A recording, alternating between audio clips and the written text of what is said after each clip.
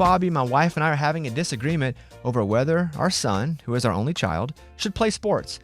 I'm all for it because he'll be active, he'll learn teamwork, the value of healthy competition, and the importance of accepting victories and also the failures.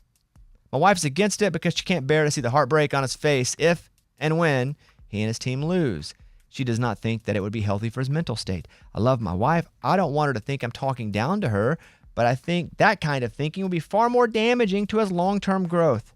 How can I talk to her without this coming off as insulting? So the first conversation isn't with each other, guys. It's with the kid. What's the kid want to do? Yeah. Like, never in this did I read that the kid wants to or doesn't want to do it. Like, I think let him, it said son, be your North Star in this. And if he wants to play sports, then you can have these conversations on if you want to let him play certain sports. For me, sports was a massive part of my life because it taught me discipline. It taught me failure. It taught me adversity. All of these things that at some point you find and you face in your life. Like, losing at sports was so instrumental in who I am and what I do today. Because you have to learn that when adversity hits, it's not if it hits, it's when it hits. How are you going to react? But again, maybe you don't want to play football because of the head injuries. Maybe you don't want to play. That's okay. But I think follow what your kid wants to do and then make those decisions. I did play football. I love playing football. But I'm saying he can play some. Maybe that's what the disagreement can be about. What sports can he play? But to just keep him out because she can't bear to see the heartbreak on his face if they lose. Well, if you don't, then it's going to be at a different point.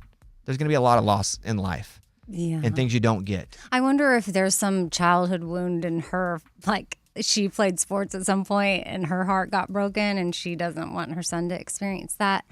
Then she needed to play more sports and understand that you lose a lot. Right. She played one game and lost, and she's like, never, never again. Yes, can't take it. I would just encourage you to talk to your kid, or even if let's say it's a 1-year-old, and it's just like a conversation for later in life. Mm-hmm.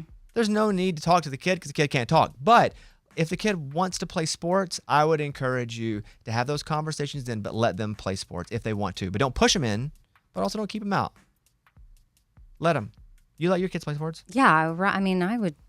And I would over and over again. I think it's been so good for them. In fact, I wish they did more team sports. That's because you wish they were out of the house.